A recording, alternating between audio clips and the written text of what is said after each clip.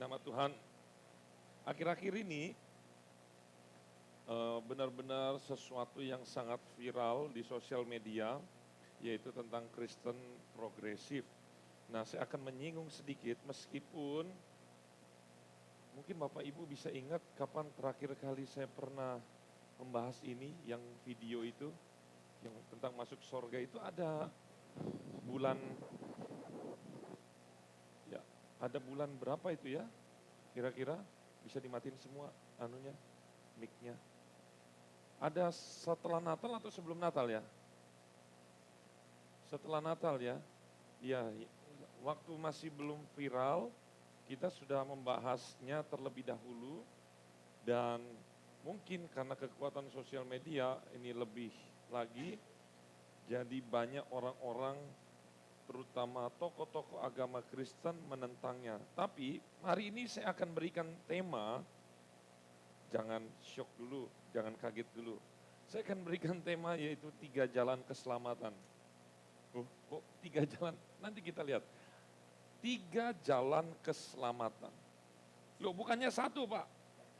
Ya, nanti kita akan lihat. Ya, jadi dengarkan dulu.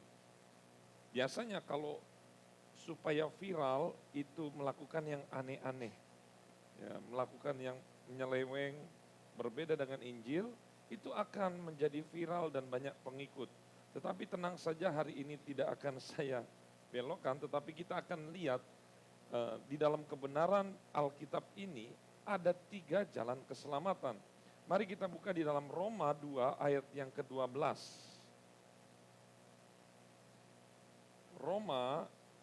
Roma di mana? Perjanjian Perjanjian baru. Anak-anak boleh mondar-mandir tapi jangan ribut ya, jangan pakai suaranya. Ya. Yang di sekitar anak-anak nanti tolong diingatkan kalau mereka ribut. Termasuk anak saya juga boleh diingatkan. Roma 2 ayat yang ke-12. Sudah mendapat semuanya? Ya. Nanti sampai ke ayat 16 ya, kita pelan-pelan. Bapak Ibu tolong jangan melamun, nanti Bapak Ibu pulang nanti mempunyai kesimpulan yang salah, sesat kalau harus fokus. Ayat 12 kita baca sama-sama, 1, 2, 3. Sebab semua orang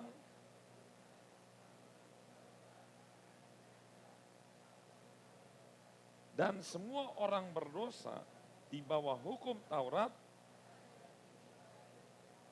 Nih, lihat ya, jelas di sini dikatakan semua orang yang berdosa tanpa hukum Taurat akan binasa tanpa hukum Taurat. Artinya orang yang mati hidupnya waktu Paulus menulis ini, artinya sebelum Paulus ini ke belakang, sebelum kematian Yesus kematian Yesus di Golgota, itu mereka akan dihukum tanpa hukum Taurat. Kalau mereka hidupnya bukan di dalam hukum Taurat. Saya mau kasih tahu, saya agak sedikit harus saya beritahu ini, bahwa Bapak Ibu jangan khawatir. Ternyata mungkin orang berkata, bagaimana nasib-nasib orang di zaman itu sebelum Yesus? Apakah hukum yang dipakai? Saya mau kasih tahu, mungkin yang dikenal di dalam Alkitab itu adalah hukum apa? Hukum Taurat. Tetapi Bapak Ibu, jauh sebelum Musa, saya tiba-tiba teringat ini, ada yang namanya hukum Nuh. Hukum Nuh. Jadi apa itu hukum Nuh? Jadi hukum Nuh itu ternyata sudah diberikan dari zaman Nuh sampai zamannya. Jadi semua orang, Nuh itu hidup sesudah Musa atau sebelum Musa? Sebelum. Nuh itu orang apa? Saya mau katakan, orang Israel bukan? Bukan. Jadi Nuh adalah, waktu Nuh itu selamat berapa orang? Berapa orang yang selamat? Coba yang sekolah minggu. Nabi Nuh dan istrinya tidak ada selingkuhannya. Enggak ada. Enggak mah? 8, pinter. Ada 8. Artinya di muka bumi ini ada berapa? 8 orang. Di muka bumi hanya ada 8. Nah, Nuh ini kalau mungkin di dalam Alkitab di sini tidak ada, tetapi ada dalam Talmud pengajaran Yahudi, di situ dikatakan orang yang tidak hidup, orang hukum Taurat itu diberikan kepada siapa? Khusus bangsa Israel. Bangsa Israel adalah orang Yahudi. Tetapi di luar orang Yahudi berlaku hukum Nuh.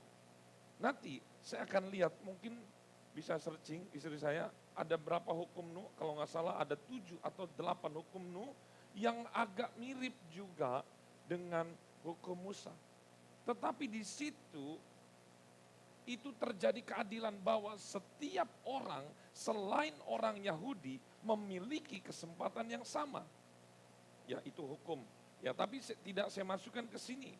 Ya, karena ini kurang terkenal. Tetapi kalau kita lihat, ternyata di ayat 12, orang yang tidak hidup di dalam hukum Taurat, maka dia tidak boleh dihukum oleh hukum Taurat. Karena terjadi ketidakadilan. Nah, betul. Ini dia. 7 hukum Nuh secara tradisional diurutkan.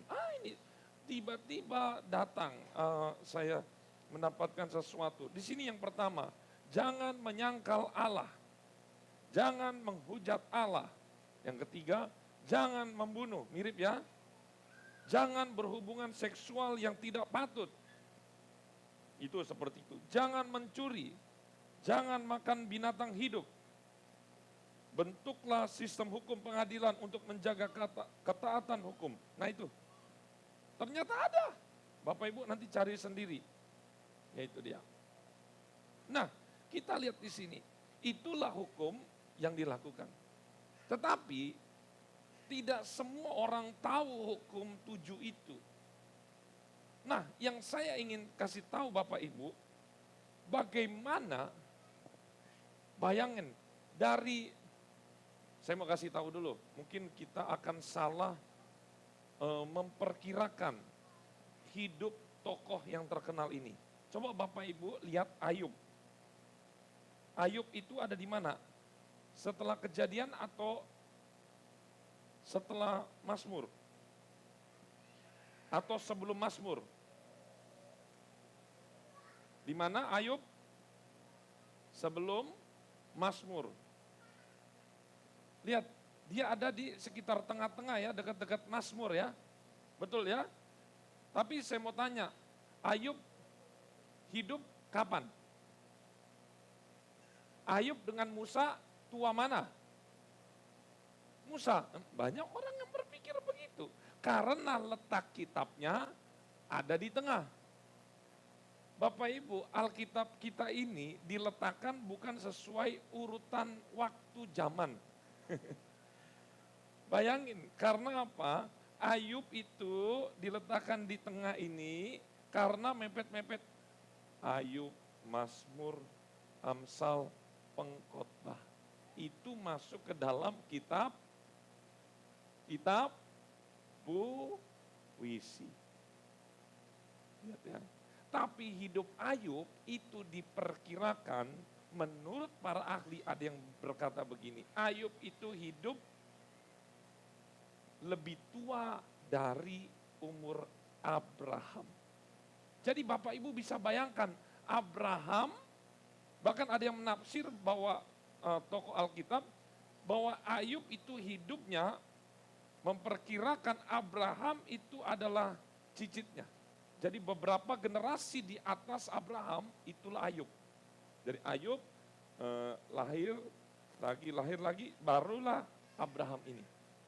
Itu menurut para ahli. Tapi yang jelas, itu kan menurut tafsiran. Tapi yang jelas bisa dipastikan Ayub itu hidupnya, bisa Bapak Ibu matanya lihat ke sini.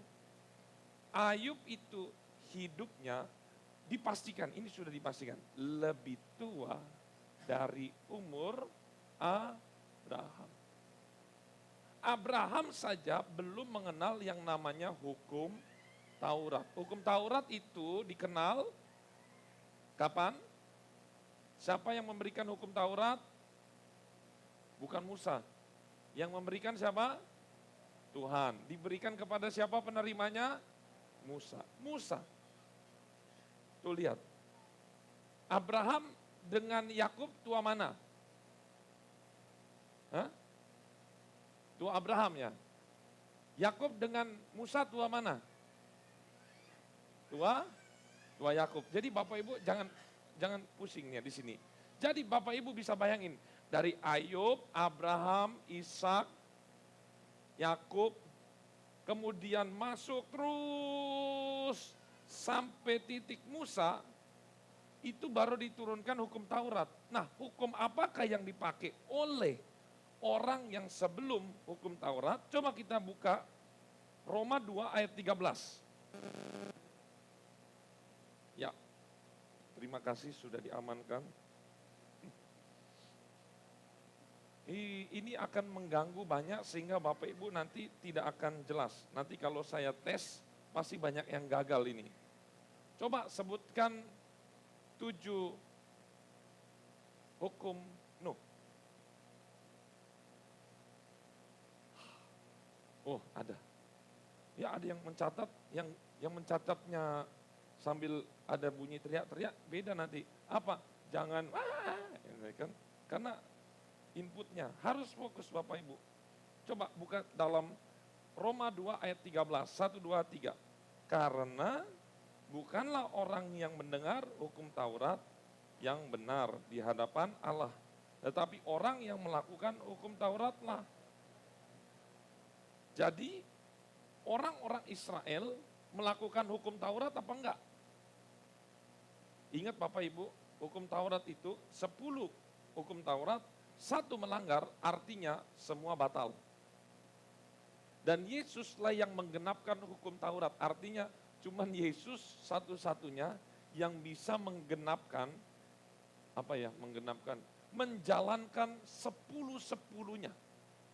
Bapak Ibu, hukum Taurat yang paling terberat adalah hukum yang keberapa? Saya sudah kasih tahu. Yang keberapa? Yang keberapa? Berapa?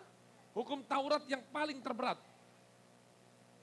Ke-10.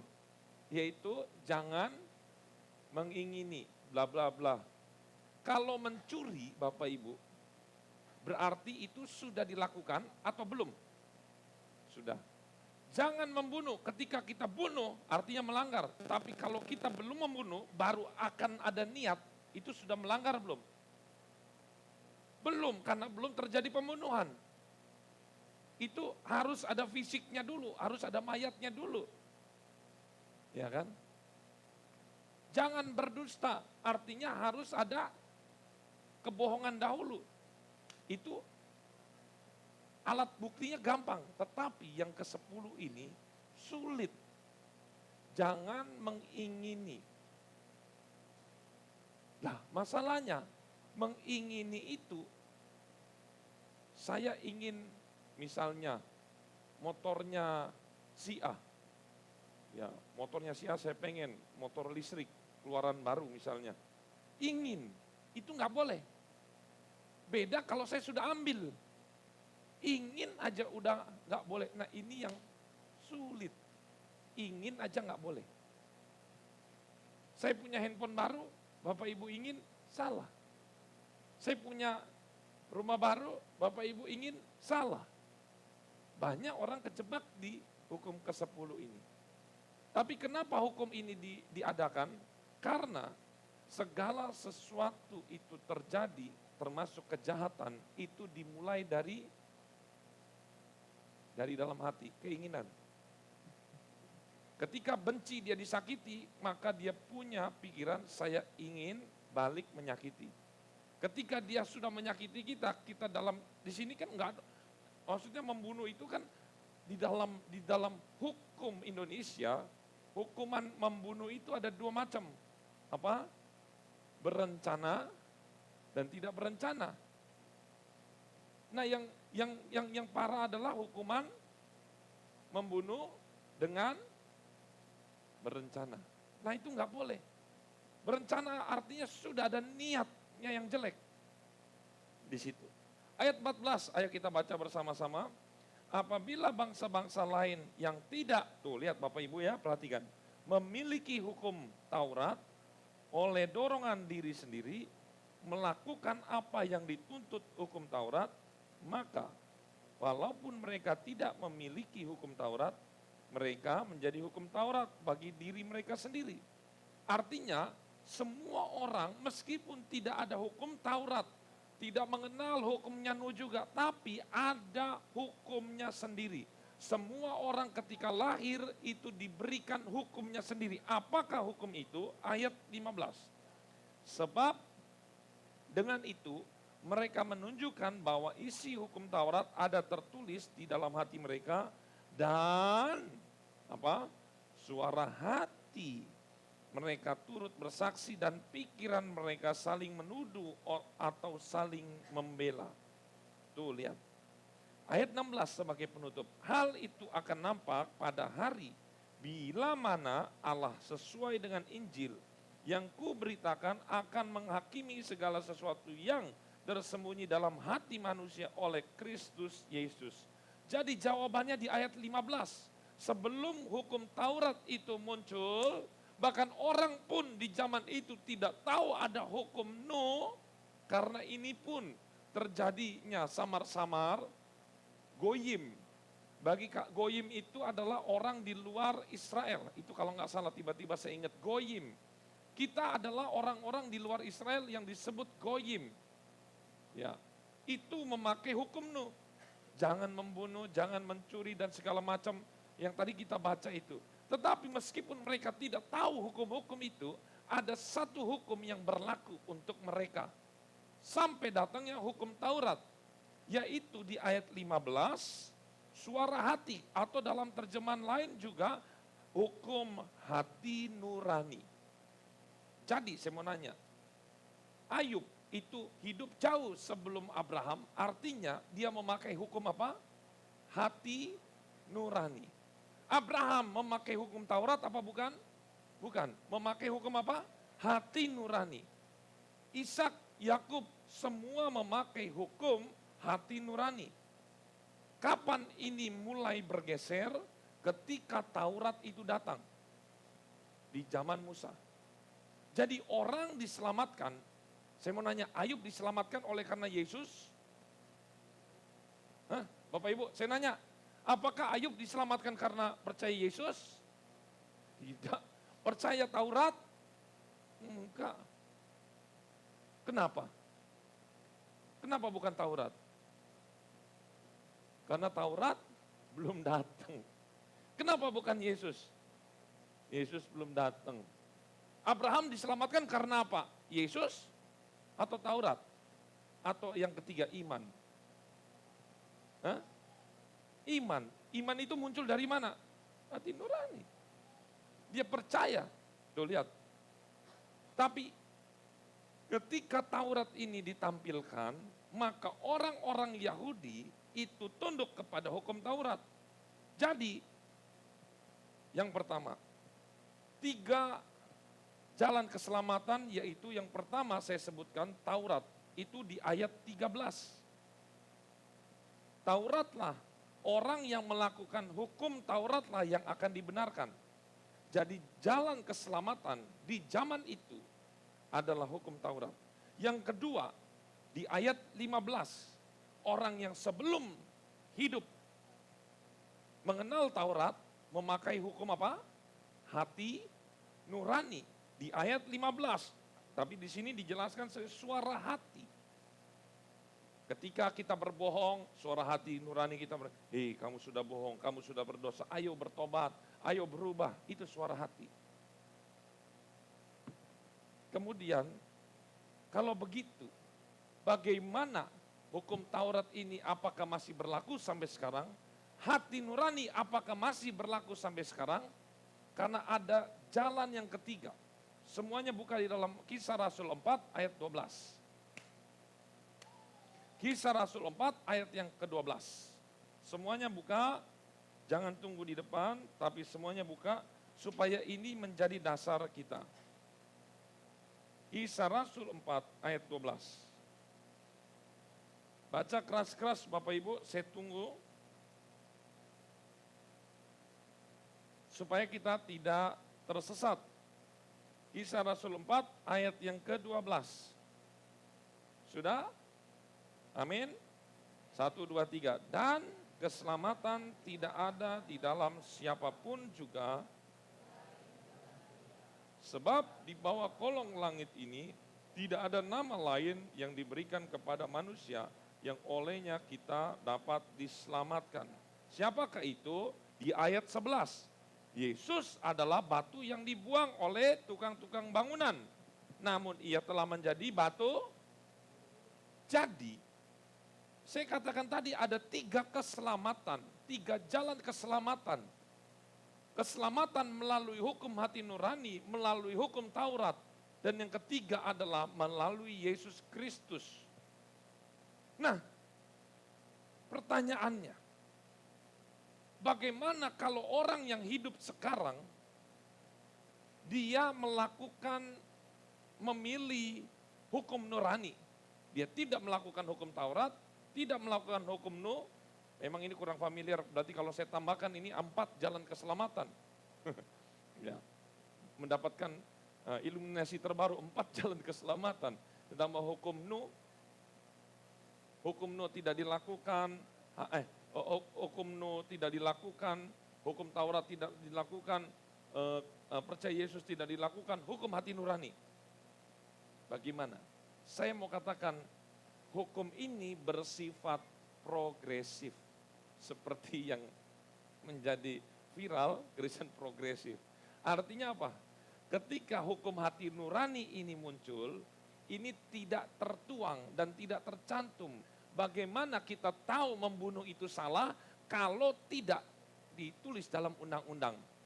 Pak Eko pasti akan protes. Misalnya kecepatan maksimal di jalan tol berapa? Masa 60? 100 ya? Pak Eko hajar 250, waduh. Tapi Pak Eko berkata, loh mana pasalnya, undang-undangnya? Kalau tidak ada undang-undangnya, apakah orang itu bisa dihukum? Enggak bisa. Tapi ketika undang-undang itu diterbitkan, batas maksimal adalah 100 km di jalan tol. Lebih dari itu melanggar akan kena sanksi. Itulah yang disebut sanksi itu aturan-aturan hukum Taurat.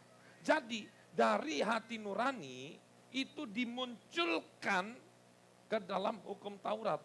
Tetapi Taurat pun hanya satu yang bisa melaksanakannya, yaitu siapa? Yesus Kristus. Jadi ini berkembang, mengalami revolusi dari hati nurani, mengubah ke Taurat, Taurat mengubah ke dalam hukum kasih.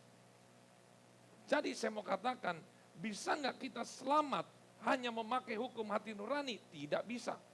Ada banyak sekali ayat-ayatnya bahwa semua orang itu sudah berdosa. Hati nurani setiap manusia pun akhir zaman ini sudah menjadi tumpul dan buta sehingga matanya tertutup, tidak bisa membedakan mana yang baik, mana lagi yang jahat. Oh kalau begitu hati nurani nggak bisa, saya mau hukum Taurat. Masalahnya ada kabar duka cita dari zaman Musa. Saya mau bilang, Musa si penerima hukum Taurat, tapi dia sendiri di akhir hidup dia melanggar. Bayangin, dia yang terima, dia juga melanggar. Bagaimana yang di bawah? Dianya aja melanggar, ayo. Hanya Yesus sampai sekarang ini. Kenapa? Karena keselamatan bukan hasil usaha manusia, tetapi diberikan secara cuma-cuma. Karena orang ketika melakukan hukum Taurat 9 saja, 1 tidak dilakukan, maka menjadi batal semuanya. Saya mau nanya sama Bapak Ibu, kalau memakai hati nurani, apakah bisa hati nurani itu menyelamatkan di zaman-zaman akhir ini? Akan terlalu misalnya ditimbang lebih banyak baiknya mengandalkan pahala dan perbuatan. Bapak Ibu, sehari Bapak Ibu berbuat baik berapa, berbuat yang kurang berkenan berapa? Banyak mana kira-kira? Ayo, bisa nggak Bapak Ibu sehari tidak melakukan dosa? Nggak bisa. Bapak Ibu dikasih enak, malah cari yang susah. Dicari, ini loh akulah jalan keselamatan dan hidup. Tidak ada seorang pun yang datang kepada Bapa kalau tidak melalui aku. Kamu tinggal percaya kepadaku, kamu selamat. Kita mau cari jalannya yang aneh-aneh, yang lebih susah. Tapi pertanyaannya, Pak, bagaimana orang-orang yang belum mendengar Yesus? Akhir-akhir zaman ini apakah ada orang yang belum mendengar Yesus? Ada, di pelosok-pelosok. Tapi saya mau kasih tahu ada kabar baik Matius 24 ayat 14. Coba kita semua buka. Matius 24 ayat 14. Ada 2 ayat yang menjadi kekuatan kita. Matius 24 ayat yang ke-11. Sudah ketemu? Ayat 24, ayat yang ke-14 maksud saya. Ayat yang ke-14. Sudah ketemu? Amin. Ya kita baca bersama-sama 1, 2, 3. Dan Injil kerajaan ini akan diberitakan di seluruh dunia menjadi kesaksian bagi semua bangsa. Sesudah itu barulah tiba kesudahannya. Bapak Ibu tahu nggak? Yang menjadi sentral Injil itu diberitakan sampai ke penjuru bumi, ke seluruh dunia, ke ujung dunia. Saya mendapatkan satu pelajaran yang bagus sekali. Itu di mana? Itu menjadi sentral paling akhir di Indonesia. Loh kok bisa? Indonesia Bapak Ibu adalah negara yang banyak sekali suku, bangsa, bahasa, bahkan sampai hari ini pun. Contohnya aja nih, di Kalimantan sama di Papua masih belum terjangkau Injil itu masuk. Tapi sekarang, sampai sekarang aja, listrik aja, baru lagi kemarin saya dapat berita, listrik baru masuk ke dalam satu daerah di Papua. Itu listrik. Kalau listrik aja baru masuk, apalagi internet. Indonesia ini paling banyak sukunya, bahasanya, benar-benar, aduh Bapak Ibu, di tempat-tempat di hutan yang sulit terjangkau, itu mereka harus mendengar yang namanya Injil. Jadi saya mau kasih tahu, bagaimana orang-orang yang belum mendengar Injil, orang-orang yang belum mendengar Injil akan mendengar Injil. Loh bagaimana Pak? Sedangkan sosial media nggak bisa ke sana, penginjil nggak bisa ke sana. Yohanes 16 ayat 8. Dan kalau ia datang, ia akan menginsafkan dunia akan dosa. Artinya apa? Siapakah dia ini? Roh Kudus. Saya mau katakan pada saat malam hari ini, ada banyak cerita dan kesaksian orang-orang yang diselamatkan, percaya Yesus tanpa diinjili. Termasuk maknya Tante Rere ini, dia tidak ada satupun pendeta yang berkata, ayo percaya Yesus, nggak ada. Tetapi dia langsung, dan ini kesaksiannya banyak. Dia misalnya seorang pekerja, dia di mana, dia mendapatkan suatu penglihatan, dia mendapatkan suatu mimpi, dia mendapatkan sesuatu yang sifatnya supranatural. Ya, seperti itu. Sehingga dia percaya, siapakah engkau? Yesus. Akhirnya ada yang diajari nyanyi dan segala macam. Akhirnya dia percaya kepada Yesus. Jadi Bapak Ibu, tugas kita adalah memberitakan Injil. Tetapi apa yang tidak bisa kita kerjakan, itu menjadi bagiannya Roh Kudus untuk menginsafkan dunia akan dosa. Pak, tapi bagaimana Pak? Bagaimana Pak? Kalau misalnya mereka mati mendengar Yesus, ya kalau ketika mereka mendengar Yesus mereka tidak percaya, berarti cuma satu. Hukumannya yaitu kekal di api neraka. Cuman itu. Tapi dia orang baik. Jangan percaya sama orang baik. Bapak Ibu, berkacalah kepada diri sendiri. Sebaik apapun diri kita, sebaik apapun orang lain yang kita lihat, tidak akan bisa membeli keselamatan. Tapi dia baik banget.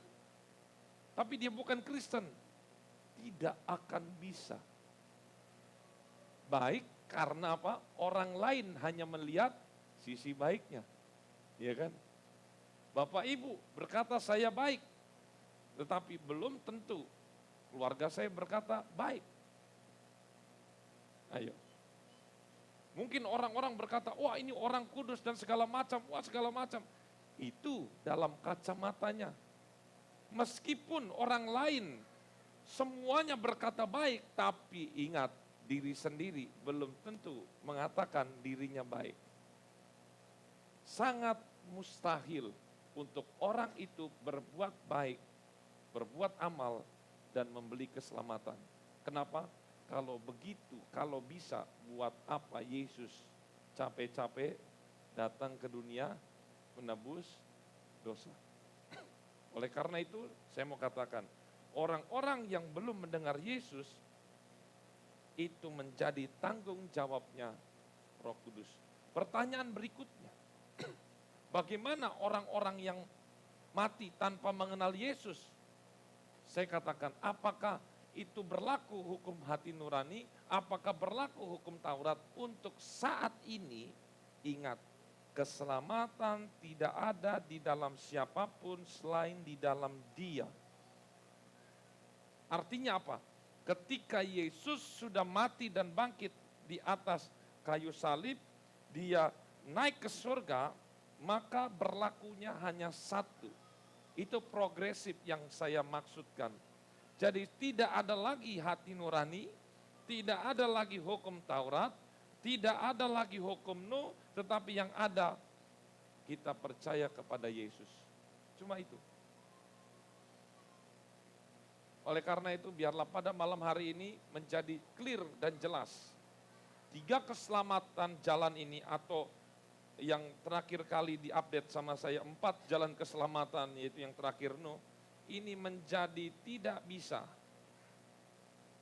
Hati nurani, hukum Nuh, Taurat, ini sudah menjadi tidak bisa karena tidak akan mungkin orang bisa mencapai keselamatan dengan menggunakan 3 metode ini. Karena terus progres, terus dia naik. Dan yang terakhir adalah hanya melalui percaya Yesus Kristus. Jadi kalau ada orang yang berkata, kita berbuat baik sehingga orang itu bisa selamat, nggak bisa. Ngaca aja diri sendiri kita, lebih banyak dosanya atau lebih banyak baiknya. Kiranya ini menjadi kekuatan dalam hidup kita. Mari kita semua masuk di dalam doa. Kita akan nyanyikan satu pujian. Sekali Yesus, tetap Yesus.